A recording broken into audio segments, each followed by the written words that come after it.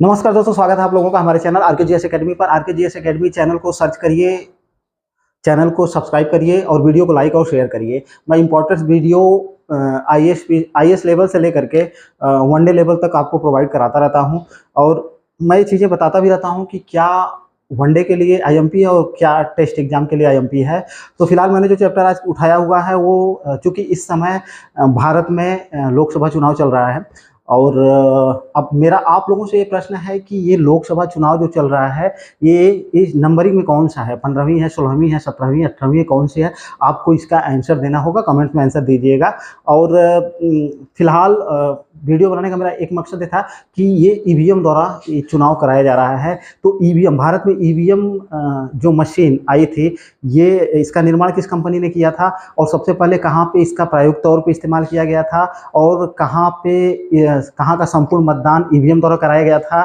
फिलहाल निर्वाचन आयोग क्या है, निर्वाचन आयोग के सदस्य कब 1 सदस्य बना, कब 2 सदस्य बना, कब 3 सदस्य बना और वर्तमान में क्या स्थिति है। मुख्य निर्वाचन आयुक्त, अन्य निर्वाचन आयुक्त के बारे में चर्चा करेंगे। इसके बाद कुछ निर्वाचन आयोग से संबंधित समितियां हैं जिन्होंने कुछ सिफारिश करी थी जो एग्जाम के दृष्टिकोण से भी आईएमपी होने वाले हैं। तो फिर चलिए देर ना करते हुए स्टार्ट कर देते हैं। कुछ चीज़ें मैंने लिखी हुई हैं जो कि एकदम से कॉमन चीजें हैं। चुनाव आयोग या हम इसको निर्वाचन आयोग कहें, निर्वाचन आयोग। तो सबसे पहला फैक्ट हमारा ये बन के चला आता है, चुनाव आयोग एक अस्थायी संवैधानिक निकाय है। तो सबसे आईएमपी फैक्ट है कि जो चुनाव आयोग या निर्वाचन आयोग है यह एक अस्थाई है।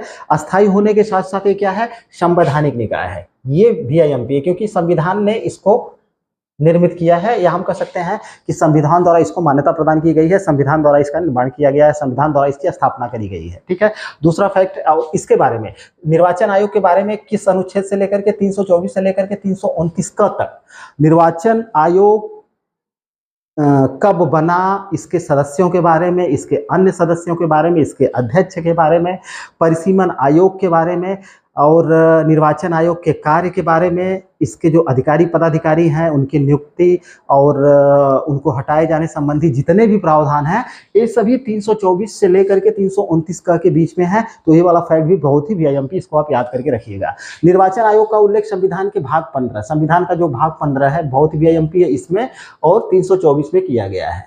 ठीक है। निर्वाचन आयोग की स्थापना कब करी गई, 25 जनवरी 1950 को करी गई। वीआईएमपी फैक्ट है, यानी 24 जनवरी 1950 को हमारा संविधान लागू हुआ। इजी टू मॉडरेट वे में आइए, 24 जनवरी 1950 यानी कि संविधान लागू होने के एक दिन बाद 25 जनवरी 1950 को इसकी स्थापना करी गई। वीआईएमपी है, वनडे एग्जाम में पूछा गया है और टेस्ट एग्जाम में भी पूछा गया है। अगले, पहले मतदान किया किस वर्ष थी, बाद में 18 वर्ष कर दी गई। वीआईएमपी फैक्ट है। अनिवास, अब देखिए मतदान के बारे में जहां तक है, जो भारत का नागरिक है, प्रत्येक व्यक्ति जो भारत का नागरिक है और अगर वो संविधान द्वारा या विधानमंडल द्वारा निर्मित किसी विधि जिसमें उसके बारे में वो अनिवास, चित्त विकृत, अपराध अथवा भ्रष्ट आचरण, अगर इस प्रकार की अयोग्यताएं उसके अंदर हैं या संविधान या विधानमंडल द्वारा उसको जो है इस आधार पे अयोग्य घोषित किया जाता है, उसके ऊपर ये सब चीज़ें उसके व्यवहार में या उसके आचरण में देखी जाती हैं, तो उसको क्या किया जा सकता है कि मत देने के अधिकार से वंचित किया जा सकता है। यानी निर्वाचक जो नामावली है उसमें उसका नाम नहीं हो सकता है, वो वोट नहीं दे सकता है अगर ये सारी निर्योग्यताएं उसके अंदर है तो। और इसका निर्णय कौन करेगा, संविधान करेगा या विधानमंडल द्वारा निर्मित विधि के द्वारा किया जाएगा। ठीक है, ये वाला फैक्ट आईएमपी है। फिर इसके बाद हम बात करते हैं कि प्रत्येक व्यक्ति मत देने का अधिकारी है, उसके अंदर ये वाली प्रॉब्लम या समस्या नहीं होनी चाहिए। किसी भी व्यक्ति को इस आधार पे किस आधार पे, जाति, मूल वंश, धर्म, लिंग, ये 4 आधार हैं। जाति है, मूल वंश है, धर्म है और लिंग है। इन 4 आधारों पर उसको मतलब निर्वाचन देने से वंचित नहीं किया जा सकता है, या निर्वाचक नामावली में जो निर्वाचक मतदाता सूची है उसमें उसके नाम को इस आधार पर शामिल न किया जाए, ऐसी कोई भी व्यवस्था नहीं है। किसी भी जाति का, किसी भी मूल वंश का, किसी भी धर्म का या किसी भी लिंग का हो, सभी लोग मत देने के अधिकारी हैं। शर्त यह है कि ये वाली चीज़ें उनके अंदर नहीं होनी चाहिए। इस आधार पर उसको मत देने के अधिकार से वंचित नहीं किया जा सकता। ये सीधे सीधे हमारा संविधान बोलता है। ठीक है, तो ये वाला फैक्ट भी बहुत IMP है। ठीक, अब अगला छठवां फैक्ट देखें। स्त्रियों को या महिलाओं को, सन 1926 में मत देने का अधिकार दिया गया। ये वाला फैक्ट IMP है। तो इस वाले सन को आपको याद करके रखना है कि स्त्रियों को मत देने का अधिकार या मतदान का अधिकार कब प्रदान किया गया, तो आपका ऑप्शन जाएगा सन 1926 में। और यहाँ से इजी टू मॉडरेट वे में क्वेश्चन ये आ सकता है कि 1926 में, क्योंकि भारत गुलाम था, सीधी सी बात है, तो 1926 में उस समय वायसराय कौन थे, या किसी भी चीज़ से जोड़ करके वो क्वेश्चन कर सकता है। तो मेरा आप लोगों से क्वेश्चन है कि 1926 के दौरान यहाँ पे ब्रिटिश सरकार थी और उस समय वायसराय कौन थे। ठीक है, तो ये वाला इसका आंसर आप मुझे दोगे। ठीक है, सातवां फैक्ट अगर देखें तो अभी कुछ चीज़ें ऐसी हैं जिसके बारे में काफ़ी विवाद हुआ था, तो उस पर हम लोगों को चर्चा कर लेना बहुत ही ज़रूरी। अभी मुख्य चुनाव आयुक्त या अन्य चुनाव आयुक्तों के बारे में हम कोई जिक्र नहीं करेंगे। अभी जिक्र ये करेंगे कि ये जो निर्वाचन आयोग है, एक सदस्यीय कब था और ये बहुसदस्यीय कब बनाया गया, इसके बाद इसमें समस्याएं क्या आई, फिर क्या किया गया, इस पर दृष्टिपात कर लेना बहुत ही जरूरी है। ठीक है, तो अगला फैक्ट हमारा जाता है सातवां फैक्ट।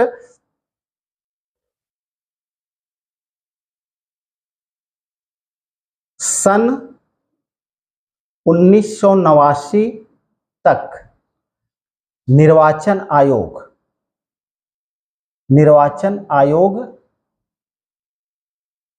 एक सदस्य था।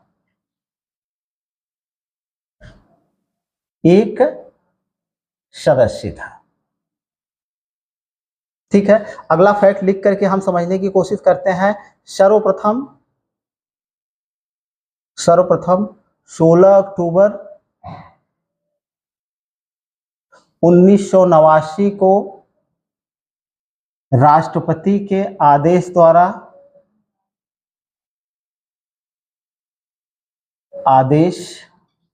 द्वारा आयोग को बहुसदस्यीय बना दिया गया।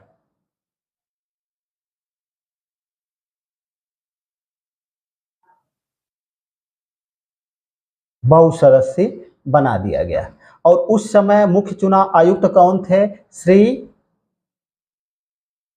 आरवी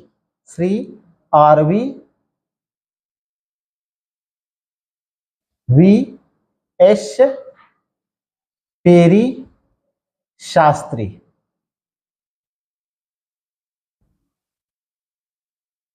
और किनको बनाया गया था? दो लोगों को, एक का नाम था श्री VS धनोआ, और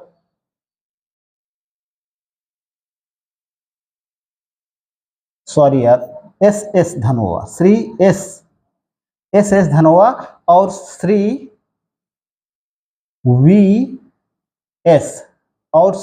VS सेंगर। अब इसको समझने की कोशिश करते हैं। पहले 1989 तक लगभग निर्वाचन आयोग क्या था? एक सदस्य था। ये बहुत ही VIMP फैक्ट है। लेकिन इसको बहुसदस्यीय कब बनाया गया? राष्ट्रपति के अध्यादेश द्वारा इसको क्या कर दिया गया? बहुसदस्यीय बना दिया गया। बहुसदस्यीय का मतलब 2 सदस्य और इसमें जोड़ दिए गए, या 2 सदस्यों की नियुक्ति और कर दी गई। और वो 2 सदस्य कौन कौन थे? तो हमारा ऑप्शन जाएगा श्री SS धनोआ जी थे और श्री VS सेंगर जी थे। ये VIMP फैक्ट है। और जिस समय चुनाव आयोग को बहुसदस्यीय प्रथम बार बनाया गया, उस समय मुख्य चुनाव आयुक्त कौन थे? तो हमारा ऑप्शन जाएगा श्री RVS पेरी शास्त्री जी थे। अब ये वाला फैक्ट बहुत ही IMP है। और कब इसको बहुसदस्यीय बनाया गया? तो हमारा ऑप्शन जाएगा 16 अक्टूबर 1989 ईस्वी को। लेकिन होता क्या है कि सरकार के इस निर्णय की बहुत ही तीव्र आलोचना होती है, और इस आलोचना के परिणाम परिणाम स्वरूप फिर क्या होता है, फिर एक साल, बस एक साल तक ये लोग 3 सदस्यीय रहा चुनाव आयोग 1989 के दौरान। फिर 1990 में क्या होता है कि चुनाव आयोग पुनः 1 सदस्यीय बना दिया जाता है। तो हमारा 9वां फैक्ट जाएगा कि 1990 में आयोग यानी निर्वाचन आयोग को पुनः 1 सदस्य बना दिया गया, 1 सदस्य बना दिया गया। ठीक है, वीआईएमपी फैक्ट है। तो इन लोगों का नाम जब बहु सदस्य बनाया गया, 3 लोग हो गए, एक मुख्य निर्वाचन आयुक्त हो गया, 2 अन्य आयुक्त हो गए। तो उसमें कौन कौन से आ जाएंगे, श्री RVS पेरी शास्त्री जी थे, श्री S धनोआ जी थे और श्री VS सेंगल जी थे। और जब 1990 में आयोग को पुनः 1 सदस्य बना दिया गया तो यही धनोआ जी क्या किए, ये इस मामले को लेकर के उच्चतम न्यायालय में चले गए। क्या, कहाँ चले गए, उच्चतम न्यायालय में। तो VS धनोआ बनाम भारत संघ के वाद में, किस वाद में, जब ये उच्चतम न्यायालय चले गए तो धनोआ प्लस भारत संघ, धनोआ और भारत संघ के वाद में उच्चतम न्यायालय ने यह निर्णय दिया कि चुनाव आयोग, ये जो चुनाव आयोग जो बहुसदस्यीय बनाया गया है, ये किसी प्रकार का इसमें किसी मतलब इसमें कोई गलती नहीं पाई उस उच्चतम न्यायालय ने। और सरकार के इस निर्णय को उसने वैध करार दिया कि ये राष्ट्रपति का अधिकार है कि वो आयोग को चाहे उसमें 2 सदस्य, 3 सदस्य, बाकी के अन्य किन्हीं भी सदस्यों को नियुक्त कर सकता है। ये वाली चीज आई थी, यानी VS धनोआ जी को उच्चतम न्यायालय ने वहां से किसी प्रकार का कोई राहत प्रदान नहीं की। और उच्चतम न्यायालय ने भी यह माना कि ये राष्ट्रपति का अधिकार है, राष्ट्रपति को अधिकार मिला हुआ है कि राष्ट्रपति चुनाव आयोग के अन्य सदस्य, यानी कोई जरूरी नहीं है, अभी तो वर्तमान में 3 सदस्य ही हैं, कोई जरूरी नहीं है 3 से 4, अगर उसको लगता है कि कार्य ज़्यादा बढ़ गया है या कार्य की अधिकता हो गई है या किसी प्रकार के निर्वाचन आयोग के संचालन में किसी प्रकार की कोई प्रॉब्लम समस्याएं हो रही हैं, तो निर्वाचन आयोग को बहुसदस्य 3 से 4 से 5 सदस्य भी नियुक्त कर सकता है। ये राष्ट्रपति के विवेक के ऊपर निर्भर करता है। तो यहाँ से इनको राहत नहीं मिली। और फिर इसके बाद क्या होता है, इसके बाद संसद द्वारा क्या किया गया,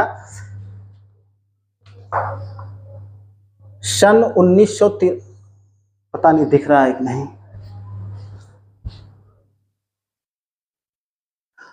हाँ, हम चर्चा कर रहे थे कि धनोआ जी जब उच्चतम न्यायालय चले गए तो उच्चतम न्यायालय ने सीधे सीधे यह निर्णय सुना दिया कि निर्वाचन आयुक्त और अन्य निर्वाचन आयुक्तों को नियुक्ति करने और उनको हटाने का अधिकार राष्ट्रपति को है और इसमें कोई दखलंदाजी नहीं हो सकती है।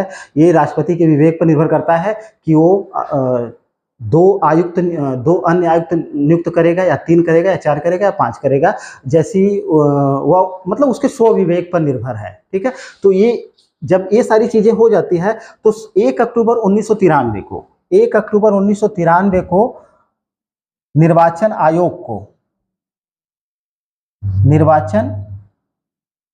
आयोग को पुनः बहुसदस्यीय बनाया गया।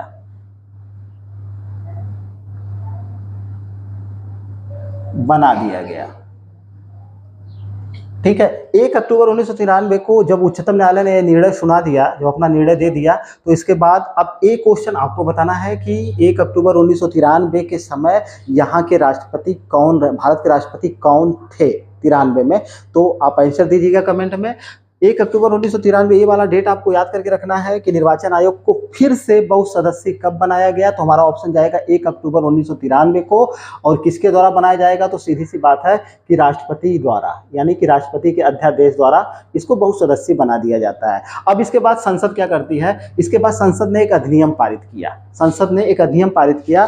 क्या करती है संसद ने, इसके बाद संसद ने मुख्य चुनाव आयुक्त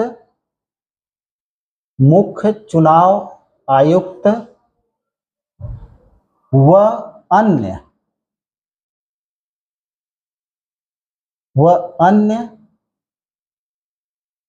चुनाव आयुक्त की सेवा व शर्तें अधिनियम, सेवा व शर्तें अधिनियम 1993 1993 द्वारा, देखिए ये वाला बहुत वीआईएमपी है।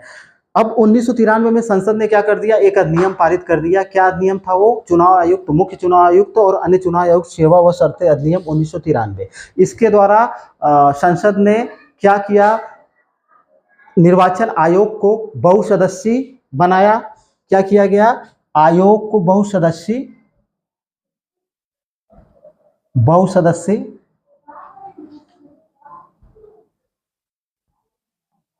बनाया। प्लस ये जो अन्य चुनाव आयुक्त थे, दो, इस बार भी दो अन्य चुनाव आयुक्त नियुक्त किए गए थे। जो दो अन्य चुनाव आयुक्त नियुक्त किए गए थे, उनको भी क्या किया गया कि अधिकार मुख्य चुनाव आयुक्त के बराबर ही प्रदान कर दिए गए। और उसमें यह, इस अधिनियम में यह विहित किया गया था कि मुख्य चुनाव आयुक्त अन्य चुनाव आयुक्तों जो हैं, जो भी रहेंगे, उनकी सलाह से भी कोई भी निर्णय मतलब आपसी सहमति से ही करेंगे, अन्यथा नहीं। ये वाली चीज इस अधिनियम द्वारा ये वाली व्यवस्था करी गई। क्या व्यवस्था करी गई? ये व्यवस्था करी गई कि चुनाव आयोग बहुसदस्यीय होगा, पहली बात है। और दूसरा क्या व्यवस्था करी गई कि जो मुख्य चुनाव आयुक्त है, वह कोई भी मुख्य चुनाव आयुक्त और अन्य चुनाव आयुक्तों के पद और के अधिकार समान होंगे। और जो मुख्य चुनाव आयुक्त होगा, वह अन्य चुनाव आयुक्तों के परामर्श और सहयोग से ही कार्य करेगा। अब ये वाली चीज, जब ये व्यवस्था अपना ली गई, तो इसके बाद इस समय मुख्य चुनाव आयुक्त श्री टी.एन. शेषन जी थे। श्री टी.एन. शेषन जी थे। अब यह व्यवस्था उनको रास नहीं आई और श्री टी.एन. शेषन जी कहाँ चले जाते हैं? उच्चतम न्यायालय में चले जाते हैं। उनको प्रॉब्लम इस बात से थी कि जो अन्य चुनाव आयुक्त हैं, उनको भी अधिकार उनके समान ही प्रदान कर दिए गए थे, तो मुख्य चुनाव आयुक्त का मतलब क्या होता? तो ये वाली समस्या थी। तो ये श्री टी.एन. शेषन जी कहाँ चले जाते हैं? Net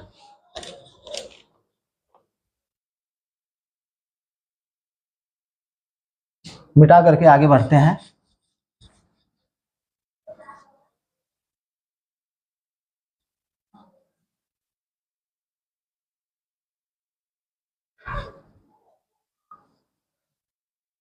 TN. शेषन, अगला फैक्ट अगर देखें तो श्री टी.एन. शेषन ने संसद के इस अधिनियम को सर्वोच्च न्यायालय में चुनौती दी।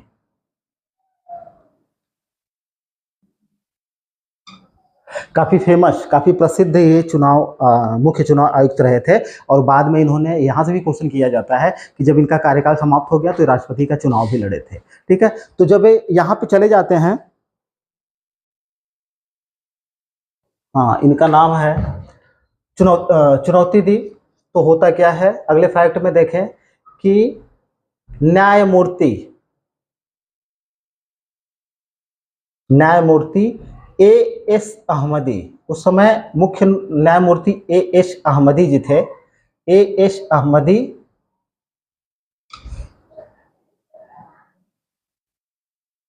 अहमदी के साथ 5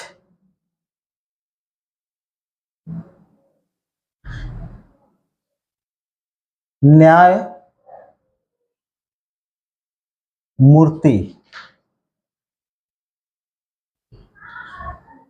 खंडपीठ भी कह सकते हैं,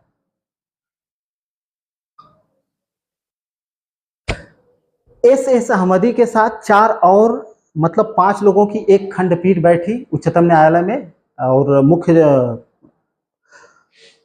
न्यायमूर्ति एएस अहमदी थे। जब ये टीएन सेशन द्वारा ये चुनौती दी गई इसके बारे में, तो सीधे सीधे यहाँ पे 5 न्यायाधीशों की खंडपीठ ने टीएन सेशन के विरुद्ध फैसला सुनाया। विरुद्ध फैसला सुनाने का मतलब क्या था कि उसने मतलब उच्चतम न्यायालय ने जो संसद ने अधिनियम पारित किया हुआ था उसको वैध ठहराया। जो पिछला अधिनियम था कि आपसी सहयोग और परामर्श से लोग क्या करेंगे, निर्णय करेंगे, ये सारी बातें जो थी, और चुनाव आयोग जो बहुसदस्यीय होगा, ये सारी चीज़ों को न्यायमूर्ति की अध्यक्षता में, यानी कि एएस अहमदी की अध्यक्षता की जो 5 न्यायाधीशों की खंडपीठ थी, उसने इसकी वैधता को स्वीकार कर लिया जो संसद ने अधिनियम बनाया हुआ था। तो टीएन सेशन जी को यहाँ से राहत नहीं मिली, और उसके बाद से लेकर के अब तक की व्यवस्था यही रही है कि अब तक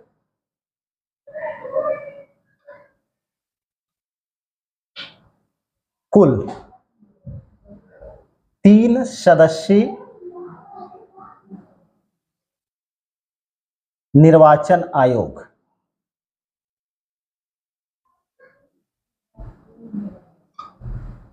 रहा। मतलब कि अब भी क्या है, कुल टोटल निर्वाचन आयोग में कितने सदस्य होते हैं? टोटल 3 सदस्य होते हैं। अगर मुख्य निर्वाचन आयुक्त को छोड़ दिया जाए तो अन्य निर्वाचन आयुक्त 2 हो जाएंगे, और मुख्य निर्वाचन आयुक्त को लिया जाए तो कुल 3 सदस्य, यानी कि आयोग 3 सदस्यीय होगा।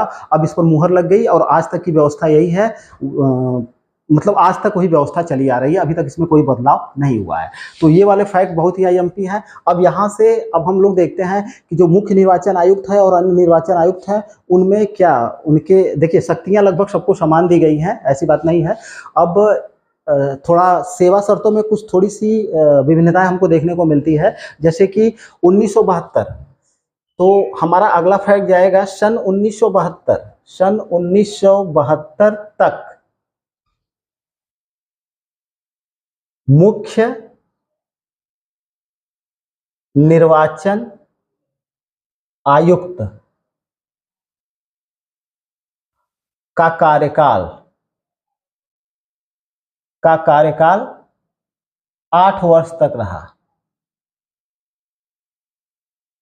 ये वाला फैक्ट बहुत ही आईएमपी है। 1972 तक जितने भी निर्वाचन आयुक्त नियुक्त हुए थे उनका कार्यकाल कितने सालों का था? तो हमारा ऑप्शन जाएगा 8 वर्षों तक था। लेकिन 1972 में व्यवस्था चेंज कर दी गई। 1972 में व्यवस्था चेंज करके क्या कर दी गई कि ये किया गया कि जो मुख्य निर्वाचन आयुक्त है, मुख्य निर्वाचन आयुक्त 6 वर्ष 65 वर्ष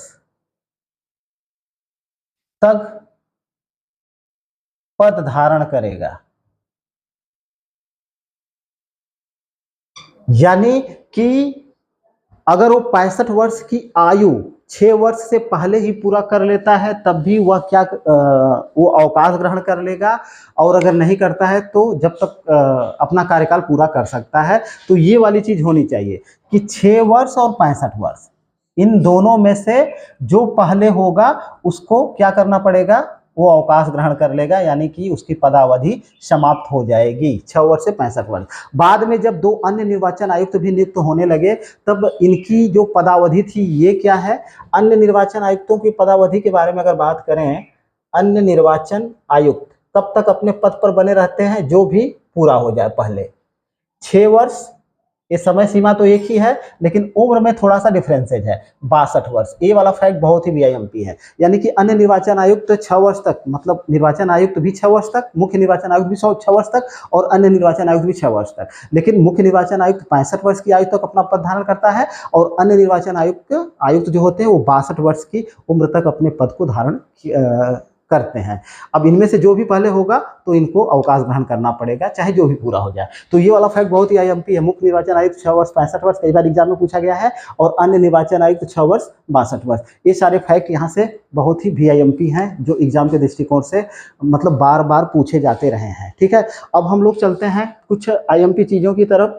अभी मैं इस पर चर्चा नहीं करूंगा कि निर्वाचन आयोग के कार्य क्या हैं वगैरह वगैरह। अभी हम लोग चर्चा करेंगे कि निर्वाचन आयोग से संबंधित जो बहुत ही वीआईएमपी चीज़ें हैं, निर्वाचन आयोग से संबंधित कुछ समितियां गठित की गई थी, और उन समितियों ने क्या सिफारिश सरकार से करी थी, और उनकी सिफारिश के आधार पे कुछ व्यवस्थाएं लागू करी गई थी।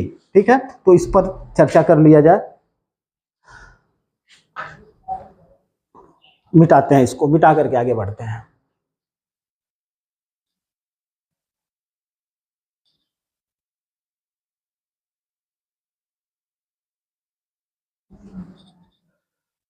अब समितियों की अगर बात करें हम, समितियां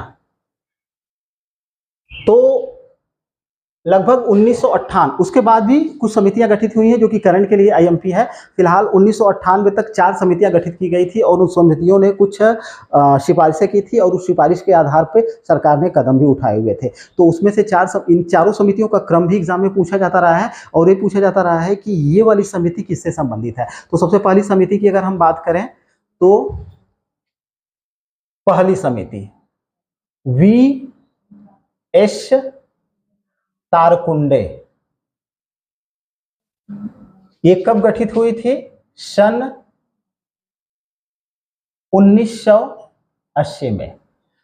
निर्वाचन आयोग और निर्वाचन आयोग की प्रक्रिया में सुझाव देने के लिए, सुधार के लिए जो सुझाव देना था, उसके लिए क्या किया था सरकार ने? सबसे पहली जो समिति गठित की थी उस समिति का नाम क्या था? वी.एस. तारकुंडे समिति थी और ये सन 1980 में गठित की गई थी। तो इस समिति ने निर्वाचन प्रक्रिया का अधीक्षण करने के बाद, सारी चीजें देखने के बाद इन्होंने कुछ सुझाव दिया था और ये सुझाव क्या थे? यहाँ से क्वेश्चन आता रहता है कि ये वाला सुझाव किस समिति ने दिया है। तो सबसे पहला वी.एस. तारकुंडे समिति ने जो क में देखते हैं, पहला सुझाव क्या दिया था? इसने ही पहली बार ये पहला सुझाव दिया था कि मताधिकार की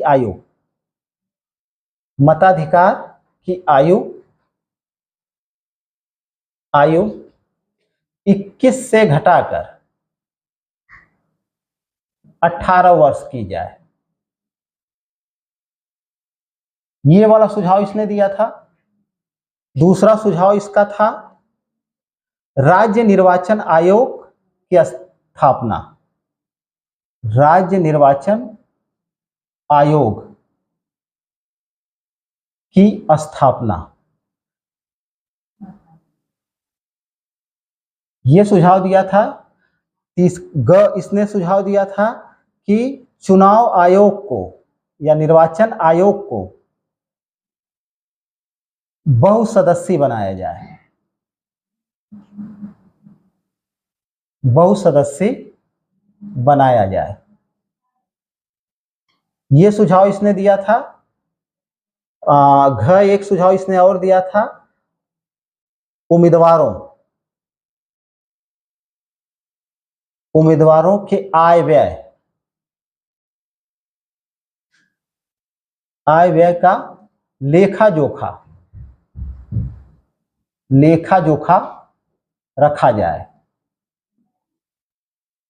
और एक आईएमपी सुझाव इसने ये दिया था, उम्मीदवारों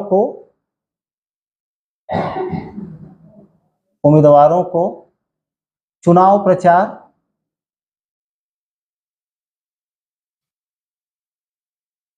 प्रचार के लिए रेडियो, टेलीविजन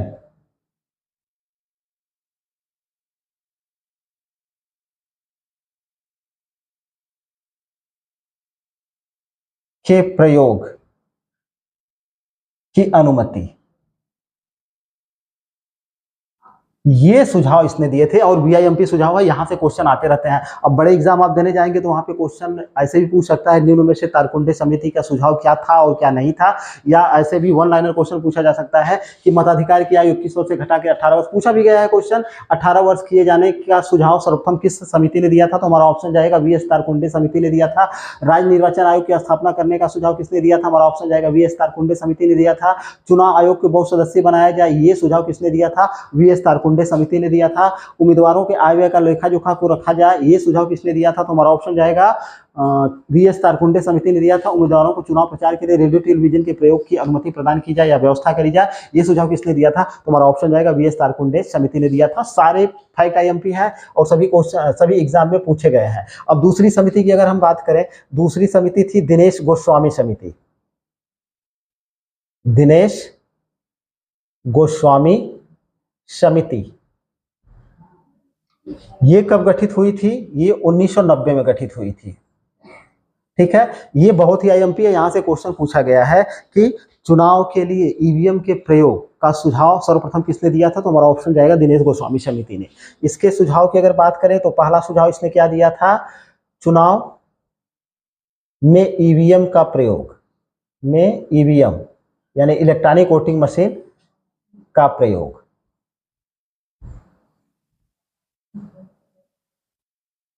लोकसभा के चुनाव में इसने कहा था, लोकसभा के चुनाव में, विधानसभा के चुनाव में इसने नहीं कहा था। और इसने सरकारी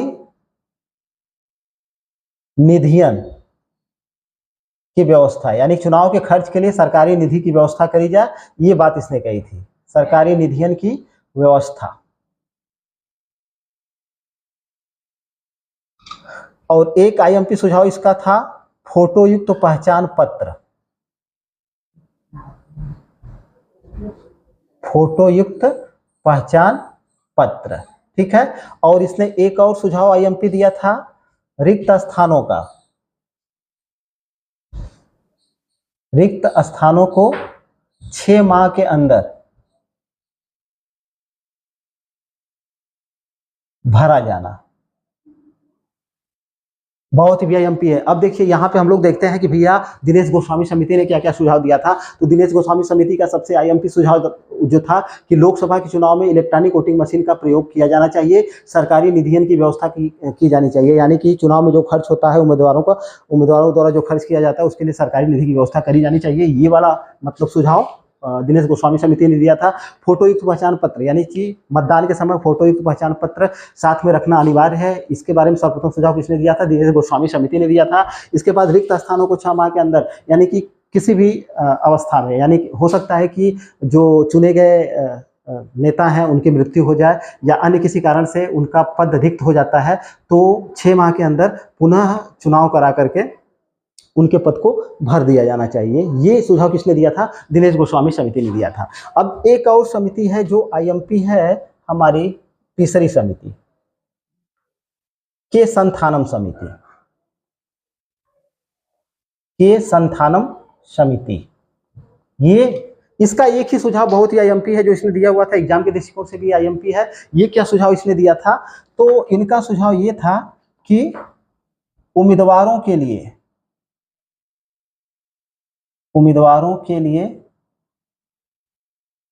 न्यूनतम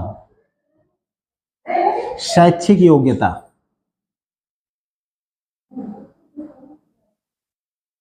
ये वाला सुझाव दिया था। इन्होंने कहा था कि इनका सुझाव ये था कि जो उम्मीदवार खड़े होते हैं चुनाव इलेक्शन के लिए, तो उनकी कुछ ना कुछ न्यूनतम शैक्षिक योग्यता विहित करी जानी चाहिए। तो ये सभी सुझाव बहुत ही आईएमपी है। एक लास्ट वाला जो है हमारा चौथी जो समिति है, इंद्रजीत गुप्ता समिति,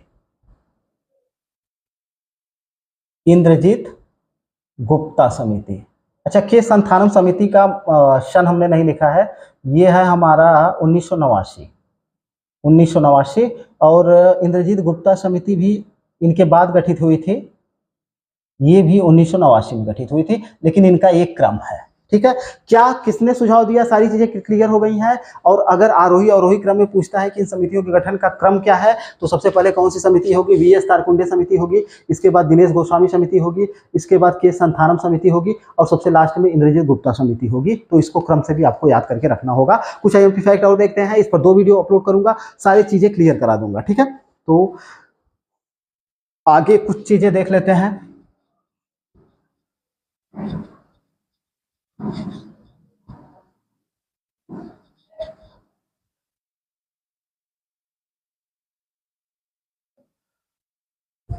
देखिए, पीछे हम लोगों ने देखा कि कब से सर्वप्रथम कब जो है सर्वप्रथम कब चुनाव आयोग बहुसदस्यीय बना था, तो हमने देख लिया है कि 16 अक्टूबर 1989 ईस्वी को। और उस समय मुख्य चुनाव आयुक्त कौन थे? तो श्री VRS पेरी शास्त्री जी थे। तो यहाँ से भी क्वेश्चन आया हुआ है जो पीछे मैंने लिखवा दिया है। अब यहाँ से 1-2 फैक्ट और है जो कि बहुत ही आईएमपी है। एक पहला फैक्ट हमारा है, सर्वप्रथम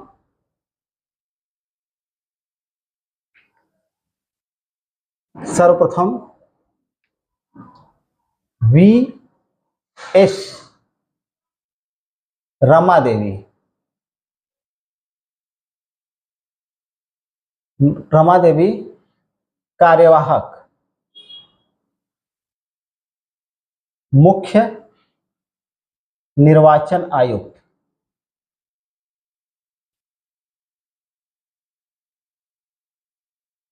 नियुक्त हुई थी। अब ये सर्वप्रथम क्या है, ये अंतिम भी है। अभी अंतिम नहीं कहा जा सकता, बाद में क्या होगा कोई नहीं जानता, लेकिन अभी तक केवल एक ही महिला ऐसी हैं जिनको मुख्य चुनाव आयुक्त के पद पर पद प्रदान किया गया था, लेकिन वो भी याद रहे कि कार्यवाहक। ठीक है, ये कार्यवाहक थे और इनका नाम क्या था, वी एस रमा देवी। यह एकमात्र है, अभी तक ऐसी कोई भी महिला नहीं है जिनको मुख्य चुनाव आयुक्त नियुक्त किया गया हो। तो वी एस रमा देवी को भी एग्जाम में पूछा है और ये भी पूछा गया, एक कार्यवाहक को आपको ध्यान में रखना है, एक कार्यवाहक है। ठीक है, तो ये वाला फैक्ट बहुत ही आईएमपी था। अब अगला देखें, हाँ ईवीएम के बारे में हम लोग चर्चा करेंगे। ईवीएम मशीन जो है, तो ईवीएम मशीन के बारे में सबसे पहला फैक्ट, दूसरे फैक्ट में इसको देखें। क्या था इसका नाम, हाँ इलेक्ट्रॉनिक कॉरपोरेशन इंडिया लिमिटेड द्वारा निर्मित ईवीएम इलेक्ट्रॉनिक वोटिंग मशीन, इसका फुल फॉर्म में पूछा जाता है कि इसका फुल फॉर्म क्या है, इलेक्ट्रॉनिक वोटिंग मशीन। ठीक है, ईवीएम का प्रदर्शन, सर्वप्रथम इसका प्रदर्शन कब किया गया था, प्रदर्शन सन 1989, हाँ सन 1989 में किया गया था। ये फैक्ट बहुत ही आईएमपी है। अब यहां से भी क्वेश्चन बन सकता है कि ईवीएम को निर्मित करने वाली कंपनी का क्या नाम है, तो हमारा ऑप्शन जाएगा इलेक्ट्रॉनिक कॉरपोरेशन इंडिया लिमिटेड द्वारा ईवीएम मशीन का निर्माण किया गया है। और सर्वप्रथम इसका प्रदर्शन कब किया गया था, तो हमारा ऑप्शन जाएगा सन 1989 में। और सर्वप्रथम इसका मतलब प्रायोगिक तौर पे इसका प्रयोग कब किया गया था, तो यहाँ से भी क्वेश्चन बहुत ही आईएमपी है। तीसरे फैक्ट में देखते हैं, सन 1982 में, सन 1982 में सर्वप्रथम केरल विधानसभा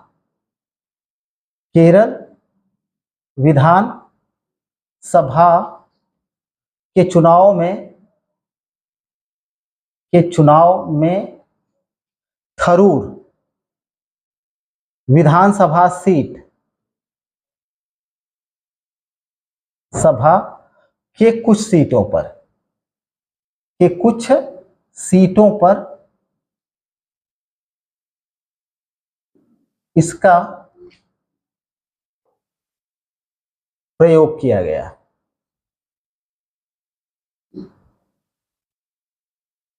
ठीक है, एक फैक्ट और देखते हैं, इससे आईएमपी है। सर्वप्रथम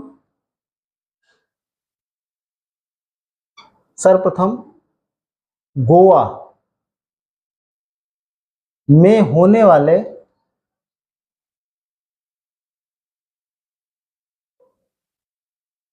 विधानसभा चुनाव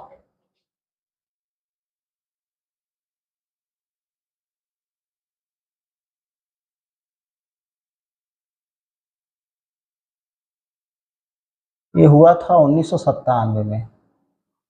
हुए चुनाव में ईवीएम का पूर्ण प्रयोग किया गया। और लास्ट वाला है, सर्वप्रथम 14वीं लोकसभा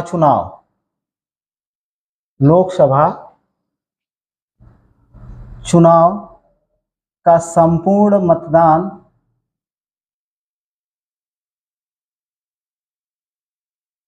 ईवीएम ईवीएम द्वारा कराया गया। ठीक है, एक फैक्ट और देख लेते हैं। श्री टी एन शेषन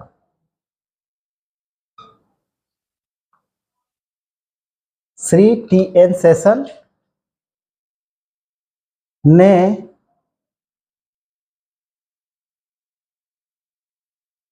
राष्ट्रपति का चुनाव लड़ा था, जिसमें हार भी गए थे। ठीक है, ये सारे फैक्ट बहुत ही आईएमपी हैं। इस फैक्ट को देखना बहुत ही जरूरी था। देखिए, इलेक्ट्रॉनिक कॉर्पोरेशन इंडिया लिमिटेड ने ही ईवीएम मशीन का निर्माण किया हुआ है और इसका प्रदर्शन सर्वप्रथम कब किया गया? सन 1989 में किया गया। बहुत ही आईएमपी है। और सर्वप्रथम प्रायोगिक तौर पे सन 1982 में केरल विधानसभा के चुनाव में, केरल विधानसभा का जब चुनाव हो रहा था तब हुआ तो उसकी थरूर विधानसभा जो सीट थी, उसकी कुछ सीटें थी, उस पर इसका प्रायोगिक तौर पर प्रयोग किया गया। तो प्रायोगिक तौर पर इसका प्रयोग कहाँ की विधानसभा चुनाव किया गया? ऑप्शन अगर केरल है तो केरल मारिए, थरूर है तो थरूर मारिए। ठीक है, और सर्वप्रथम अगर पूछे कि पूर्णतः ईवीएम द्वारा चुनाव संपन्न कहाँ पे और किस विधानसभा में कराया गया, तो हमारा ऑप्शन जाएगा गोवा में। सर्वप्रथम गोवा विधानसभा चुनाव में इसका पूरी तरह से प्रयोग किया गया सन 1997 में। सन अगर पूछता सन 1997 में। और अगर लोकसभा चुनाव की बात करता है तो सर्वप्रथम 14वीं लोकसभा चुनाव, सर्वप्रथम 14वीं लोकसभा चुनाव का संपूर्ण मतदान किसके द्वारा कराया गया? तो हमारा ऑप्शन जाएगा ईवीएम द्वारा कराया गया। और श्री टी एन शेषन एकमात्र ऐसे मुख्य निर्वाचन आयुक्त हैं या कह सकते थे जिन्होंने मुख्य निर्वाचन आयुक्त के पद समाप्ति के बाद, मतलब अपना पद पूरा करने के बाद राष्ट्रपति का चुनाव लड़ा था। तो ये सारी चीजें बहुत ही आईएमपी हैं, आपको इसको रट करके रखना होगा। 2-3 फैक्ट और देखते हैं, इसके बाद इस क्लास को क्लोज करेंगे। एक अगली क्लास में निर्वाचन आयोग से संबंधित सारे फैक्ट मैं क्लियर करवा दूंगा। ठीक है, अब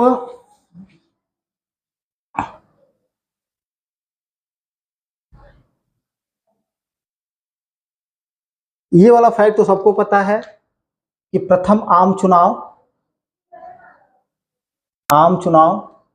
1952 में हुआ था। 1952 में हुआ था। अच्छा ठीक है, अगला फैक्ट देखें। निर्वाचन आयोग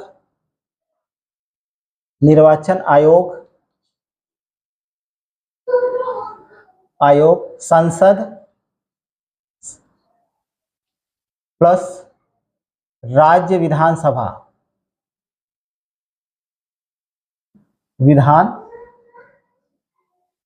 सभाओं प्लस राष्ट्रपति प्लस उपराष्ट्रपति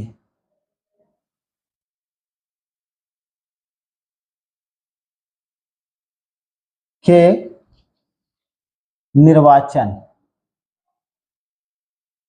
अधीक्षण एवं निर्देशन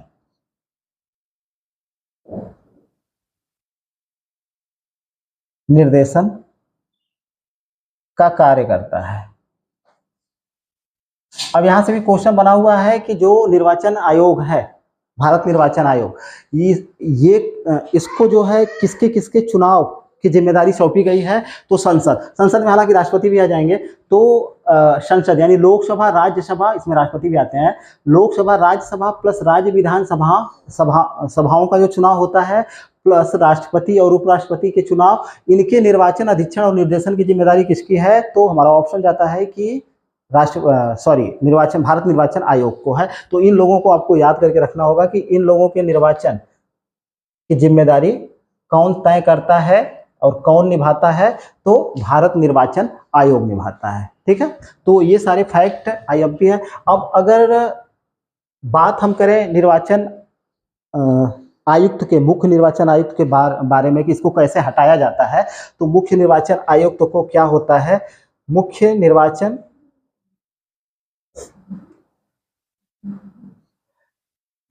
आयुक्त तथा अन्य निर्वाचन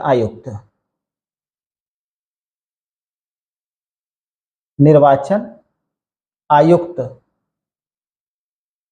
राष्ट्रपति को अपना इस्तीफा सौंपते हैं। ठीक है, कार्यकाल से पहले अगर इनको अपने कार्यकाल से पहले अगर हटना है, अपने मन से हटना है, स्वविवेक से हटना है, तो अपना इस्तीफा चाहे वो मुख्य निर्वाचन आयुक्त हो चाहे अन्य निर्वाचन आयुक्त हो, किसको सौंपता है? राष्ट्रपति को सौंपता है और राष्ट्रपति इसको स्वीकार करता है। तो ये वाला फैक्ट आईएमपी है। अब अगर हम बात करें कि मुख्य निर्वाचन आयुक्त को अगर मतलब किस बेसिस पे इनको हटाया जा सकता है, तो इनको हटाया जा सकता है, मुख्य निर्वाचन आयुक्त जो होता है इसको कदाचार प्लस असमर्थता, ये दो आधार है। इन दोनों आधारों पर मुख्य निर्वाचन आयुक्त को हटाया जा सकता है। लेकिन इसके लिए भी क्या प्रावधान किया गया? इसके लिए भी प्रावधान किया गया है कि संसद द्वारा ही इनको हटाया जा सकता है। और संसद में क्या प्रक्रिया होती है कि संसद में उपस्थित और मतदान करने वाले, संसद में उपस्थित और मतदान करने वाले जितने भी सदस्य हैं उनके 2/3 बहुमत से इनको हटाया जा सकता है। किसको हटाया जा सकता है? मुख्य निर्वाचन आयुक्त को। यानी कि इसको हटाए जाने की प्रक्रिया सर्वोच्च न्यायालय के जो न्यायाधीश है, सर्वोच्च न्यायालय के न्यायाधीश के समान ही है। यानी कि विशेष बहुमत की जरूरत पड़ती है, 2/3 बहुमत की जरूरत पड़ती है। उपस्थित और मतदान करने वाले सदस्यों के 2/3 बहुमत से ही इनको इनके पद से हटाया जा सकता है। बाकी अगर बात करें कि ये जो अन्य निर्वाचन आयुक्त हैं, अन्य निर्वाचन आयुक्त प्लस प्रादेशिक निर्वाचन आयुक्त,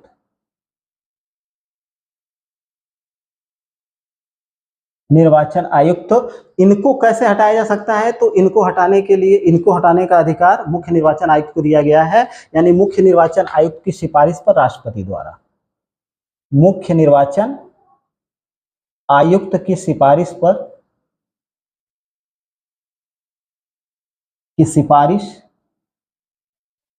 पर राष्ट्रपति द्वारा।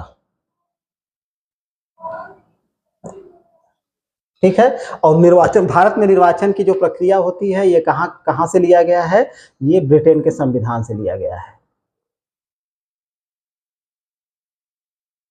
ब्रिटेन के संविधान से।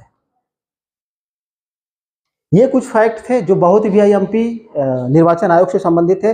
अभी भी बहुत सारी चीजें शेष हैं जिसमें से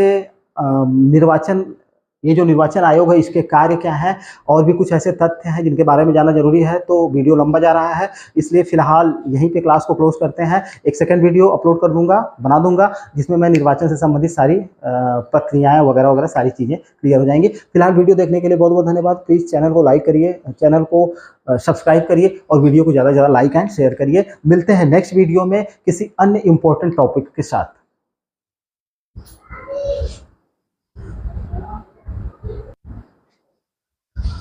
सॉरी, एक फैक्ट थोड़ा सा मिस हो गया था। एक गोवा वाला जो था, गोवा विधानसभा चुनाव, उसमें मैंने 1979 मेरे दिमाग में आ गया, लिखवा दिया था। गोवा विधानसभा का संपूर्ण चुनाव 1999 में हुआ था। ठीक है, तो वो वाला फैक्ट आप लोग सुधार लीजिएगा कि संपूर्ण ईवीएम मशीन का प्रयोग द्वारा मतदान किस विधानसभा चुनाव में किया गया था?